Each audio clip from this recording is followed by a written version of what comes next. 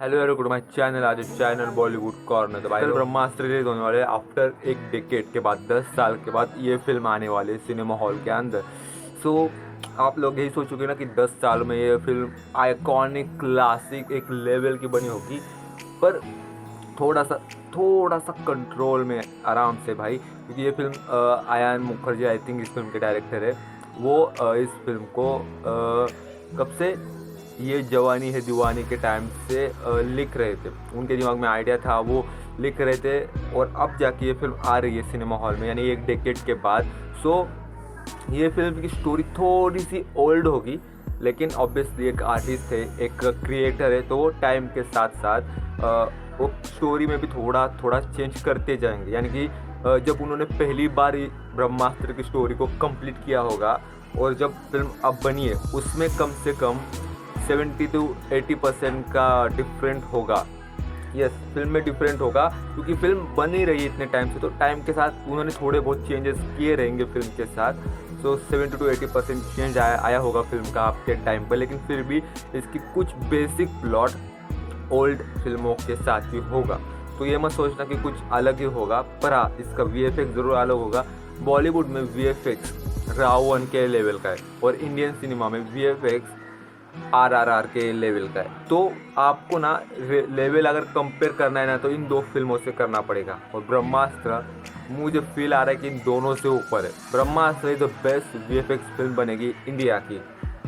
ये इस फिल्म में के अंदर जो अस्त्र दिखाए है, उसमें से मेजॉरिटी अस्त्र तो हमें पता ही है कि किस कैरेक्टर के ऊपर है, लेकिन जो एक अस्त्र है वाटर अस्त्र, यानी जल अस्त्र, पानी का अस्त्र, वो किसका है किसी को मालूम नहीं है। मैंने वीडियो में बोला था कि शायद दीपिका पादुकोण हो सकती है, और हाँ, मुझे लग भी रहा है कि दीपिका पादुकोण आ सकती है इस अस्त्र के अंदर, लेकिन लोग ये भी बोल रहे हैं कि आलिया भट्ट का कैरेक्टर भी हो सकता है।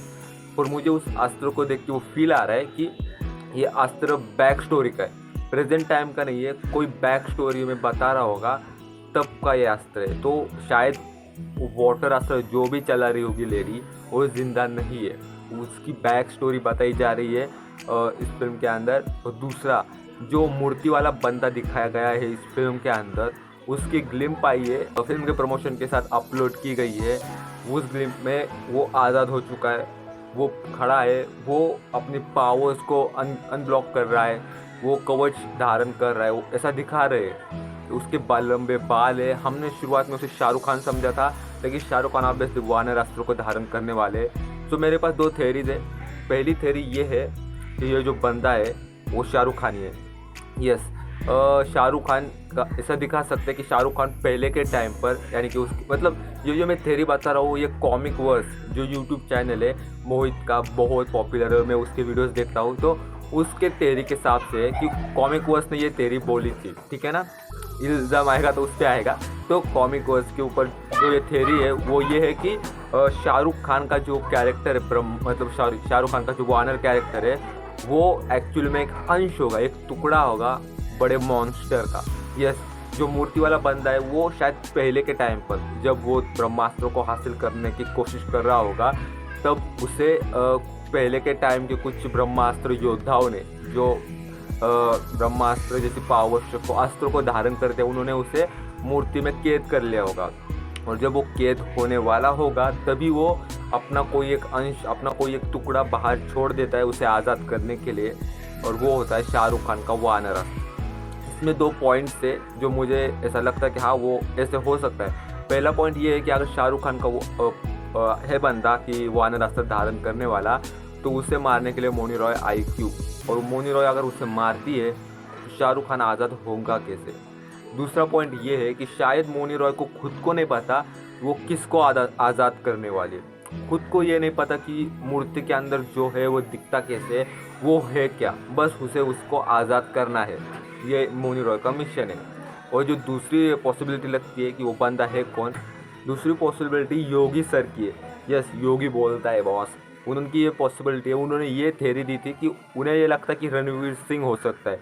मुझे ऐसा लगता है कि नहीं, ये बहुत बड़ी फिल्म है, और इस फिल्म के अंदर कोई एक बड़ा थ्रेट चाहिए। इस फिल्म के 3 पार्ट बनेंगे। पहला पार्ट शिवा के ऊपर होगा, दूसरा पार्ट इस विलन के ऊपर होगा, ये जो विलन है इस पूरी फ्रेंचाइजी का मेन, दूसरा पार्ट उसके ऊपर होगा। तो मुझे लगता है कि एक बड़ा एक आइकॉनिक विलन चाहिए, और Ranveer Singh is not iconic villain. I know he is बेगा, इज़ सुपरस्टार, बट वो उस लेवल पर नहीं है कि वो उसके डरे कि लोगों को लगे कि हाँ ये हरा सकता है रणबीर कपूर को। लाइक ऐसा कि एक प्रो प्लेयर और एक नूब प्लेयर ऐसा दिखना चाहिए, ना कि दोनों ही नूब है, ऐसा नहीं दिखना चाहिए। क्योंकि रणबीर कपूर भी अपने ताकत को सीख रहा होगा, शायद 10-12 घंटों के अंदर ही वो ताकत को सीखेगा और अमिताभ बच्चन का कैरेक्टर मर जाएगा, ऐसा हो सकता है फिल्म के अंदर। फिल्म ऑलमोस्ट 2 घंटे 40 मिनट की है, तो मुझे ऐसा लगता है कि रणवीर सिंह नहीं हो सकता ये कैरेक्टर। हो सकता है कि शाहरुख खान ही हो, यानी कि कॉमिक पोस्ट की थेरी सच हो, लेकिन उसमें भी कुछ फॉल्स है, तो शायद ये कोई और कैरेक्टर होगा जो हमें मालूम नहीं है।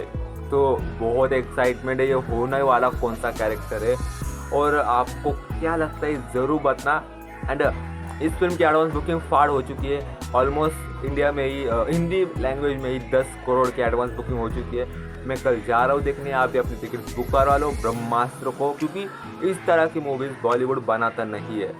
ये एक आइकॉनिक और हिस्ट्री क्रिएट करने वाली है। बाय बाय और जय हिंद।